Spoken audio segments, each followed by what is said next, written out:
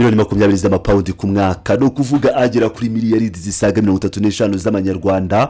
Niyo mafaranga yongeye gukoma mu nkokora abanenga u Rwanda nyuma y'amasezerano y'amateka. Ikipe ikomeye mu Bwongereza ya Aston Villa yamaze gushyiraho umukono yo kwambara ijambo Visit Rwanda mu gatuza. Nyuma rero yo gushyira umukono kuri aya masezerano, ibirunga by'itangazamakuru mu burengerazuba bw'isi byahise biruka umuriro.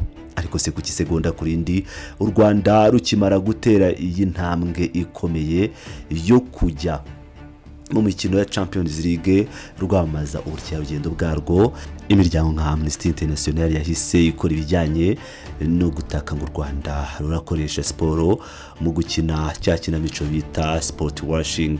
Niryarise gushaka kwinjiza amadolari mu gihugu byahindutse icyaha ku gihugu cya Afrika, ariko byakorwa n'ibihugu by'ibihangange bigatagatifuzwa. N'iki cyishe inyuma y'uru rugamba rwo gushaka kwanduza isura y'u Rwanda igihe cyose rugaragaye neza ku ruhando mpuzamahanga.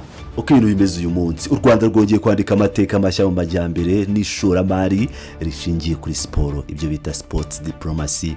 Nyuma y'imyaka 8 u Rwanda rwari rumaze mu masezerano yo kwamamaza, aho ikipe ya Arsenal yambaraga Visit Rwanda ku kuboko. Amasezerano rero yarangiye mu kwezi gushize. Abenshi mu banzi biterambere ry'u Rwanda bari bisheje abayoboke babo ko gahunda ya Visit Rwanda ihagaze cyangwa isubije amaguru inyuma. Nyamara nk'uko bisanzwe mu muco w'ubuyobozi bw'u Rwanda ho gukora mu buryo buri wese atakwiyumvisha, kuvuga gake gake bagakora mu ibanga, ariko ibikorwa byo bikivugira mu ijwi riri hejuru. Haje muri akataraboneka ikipe ya Aston Villa, imwe mu makipe afite amateka maremare mu Bwongereza, yemeje ko gahunda ya Visit Rwanda iba y'umubano mukuru wibanze, no kuvuga ngo n'umuterankunga mukuru, abo bita ba principal partner. Siko kwamamaza ku kuboko gusa nk'uko byari bimeze kuri Arsenal, ubikirango cya Visit Rwanda kikaba kigiye kujya mu gatuza k'ikipe ya Aston Villa, ahantu hanini kandi hambere heza ho kwamamaza mu myenda cyangwa ku myenda y'ikipe y'abagabo, y'abagore ndetse n'iy'abakiri bato, no kuvuga academy. Umuyobozi ushinzwe iby'ubucuruzi muri Aston Villa akaba yitwa Francesco Carvo yatangaje ko aya ari amasezerano akomeye, kuko niyo masezerano y'ubucuruzi yinjije akayabo kambere mu mateka yose y'ikipe. Mu gihe Aston Villa igiye gukina imikino ikomeye i Burayi ya Champions League, u Rwanda ruri mu gatuza k'abakinnyi bayo, rurarebwa na za miliyari z'abantu ku isi yose. Ntibagirwe ko iyi gahunda isanzwe yamamazwa ku makipe y'bihangange nka Paris Saint-Germain yo mu Bufaransa ndetse na Atletico Madrid yo muri Espagne. Mbere yuko wino yuma ku masezerano ya Aston Villa na Visit Rwanda, umuryango wa Amnesty International wahise usohora itangazo rigenewe ibiro ntaramakuru by'Abongereza Press Association. Umuyobozi ushinzwe ibikorwa bya matangazo muri uyu muryango mu Bwongereza, Felix Jackens, yavuze amagambo yarasanzwe ku rurimi rwabo. Si bishya ku Rwanda rukoresha kwamamaza muri siporo, ibyo bise sports washing, kugira ngo ruyobye amaso y'isi ku byaha byo kubangamira uburenganzira bwa muntu. Amnesty International ibwira Aston Villa ko igomba kuba ibizi neza ku Rwanda rurimo gukoresha ubufatanye kugira ngo rwisiga isura nziza mu burinzi, byo bise positive PR, bakongeraho ibirego byabo bihoraho by'ifungwa rya hato na hato ndetse n'ibindi, bavuga ko ngo bijyanye n'ubwisanzure mu kuvuga mu Rwanda. Ariko se reka duhagarare gato hano nk'aba bantu bamenyereye gusesengura politiki y'akarere k'ibiyaga bigari. Kuki ibirego bigaruka buri gihe iyo u Rwanda rugize intambwe rukora mu rwego rw'ubukungu? Ukuri kundi gukomeye nuko nyamuryango cyangwa imiryango y'abazungu bamenyereye ko Afrika igomba guhora ari umugabane w'incuke utegereje imfashanyo, uhora usabiriza kandi uhora uboheshejwe n'isura yambaye ubusa y'intambara n'ibikuba. Igihugu cya Afrika nk'u Rwanda gihagurutse kigafata ingamba zisesuye zashyizweho n'ubuyobozi, kigacuruza ubwiza bwacyo, kigakura amadolari y'abaherwe bo ku isi yose, ibyo bihugu n'imiryango yabo ntibabyakira. Ushaka ukuri yibaza icyo baheraho bita sports washing. no kuvuga guhisha amakosa ubinyujije muri siporo, mu gihe gahunda ya Visit Rwanda ari gahunda y'ishoramari izana inyungu zifatika ku baturage b'u Rwanda.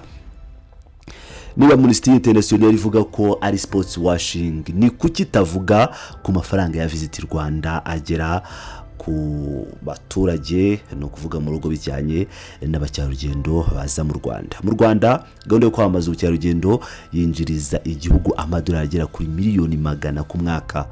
Muri amafaranga 10% by'inyungu zose zivuye mu bucyarugendo bwa za pariki y'Ibirunga, Kagera na Nyungwe asubizwa mu baturage baturiye izo pariki. Aya mafaranga niyo yubatse amashuri y'ikitegererezo, amavuriro, imihanda, kugeza amashanyarazi ku baturage ndetse no guha abaturage amazi meza muri Musanze, Kayonza no muri Nyamagabe. Niyo mafaranga atunga abarinda ingagi, akaba ari nayo yakemuye amakimbirane yo kubungabunga urusobe rw'ibinyabuzima. None se bwana Felix Jakens wa Amnesty, gutanga akazi ku rubyiruko rw'abanyarwanda muri za hoteli z'ishoramari rikomeye nka Marriott na Radisson niko kwitwa sports washing? U Rwanda rufite uburenganzira budashingiye ku muntu n'umwe bwo gukoresha ingamba zose ziriho ku isi mu kumenyekanisha igihugu, rwamamaza amahoro, umutekano n'ubwiza bw'igihugu, kuko ibyo ari byo soko nyamukuru y'imibereho y'abanyarwanda. Hano ni isesengura ryacu rigera ku ngingo ikomeye y'uburyarya, kwigaragaza muri abanyaburayi n'abanyamerika abakurikirana hafi bakunda kubivuga neza ubucya bwa bundi bwa Amnesty International bwigisha u Rwanda iby'uburenganzira bwa muntu, ariko amaso yabo yakabaye areba aho ibibi bikabije bikorerwa ku isi. Reka dufate urugero ruri aho ngaho uyu munsi. Ibitego by'imikino y'igikombe cy'isi FIFA World Cup bikomeje gutsindirwa mu gihugu cya Leta Zunze Ubumwe za Amerika. Hari ibyishimo byinshi ku baturage bari muri ayo stade, nyamara mu gihe imikino irimbanije muri Amerika no muri stade zibitangaza, icyo gihugu n'inshuti zacyo nibo bakomeje kohereza ibitwaro bya rutura basenya ibikorwa remezo n'imijyi no kumisha ibisasu bitoranya ibihugu nka Irani, bagasenya ibyaremwe ndetse no gushyigikira ubwicanyi bukabije na jenoside ikorerwa abana n'ibitambambuga b'abasivile muri Gaza. Ariko se waramuka wakumva Amnesty International isohora amatangazo aca igikuba ku bikomeje cyangwa kuri ayo makuru ngo ibwira amakipe y'isi yo kudakira igikombe cy'isi muri Amerika kubera ko icyo gihugu gishyigikiye ubwicanyi muri Gaza cyangwa ibisasu muri Irani? Haramuka wumvise babita sports washing nk'uko bari kubyita u Rwanda, hoya na gato.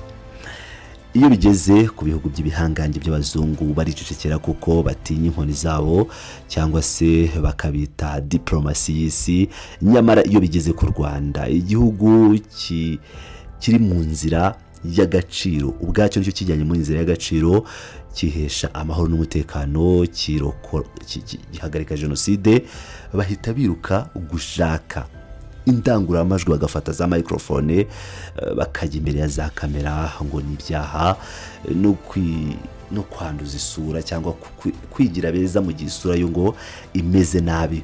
Ubu rero n'uburyarya bwerekanwa n'izuba ryo kumanywa cyangwa buri wese abona izuba rirasa. Mu gusoza isesengura ikintu amateka n'abayobozi bo mu karere k'ibiyaga bigari bagaragaje n'uko u Rwanda rudakangwa n'amagambo yandikiwe mu biro bikonje by'i London ni New York, kuko mu gihe abanenga bakoresha amasaha yabo bandika ibinyoma ngo u Rwanda ruhagarika amasezerano yarwo ya Visit Rwanda, imibare yerekana ko abacyarugendo n'abashoramari bikubye inshuro nyinshi mu myaka 10 ishize. Aya masezerano yo ku gatuza ka Aston Villa arerekana ko u Rwanda rutakiri igihugu cyo kubabarirwa cyangwa cyo gutekererezwa n'abo bantu, n'igihugu gikinira mu cyiciro cya mbere ku isi. Ukangurira abashoramari bose mu isi bakavuga bati niba wifuza umutekano, ishoramari ryinshi ndetse n'ingagi zo muri Afurika y'Iburasirazuba mu misozi miremire, mu misozi y'Ibirunga, ngwino mu Rwanda. amagambo y'abanzi b'u Rwanda azasigara mu nyandiko zihuhwa n'umuyaga, ariko ikirango cya Visit Rwanda kizakomeza kumurika mu masitade y'Uburayi, kiyobora ba mukerarugendo baturuka ibukuru bafashe kusa ikivi cy'iterambere rirambye ry'u Rwanda.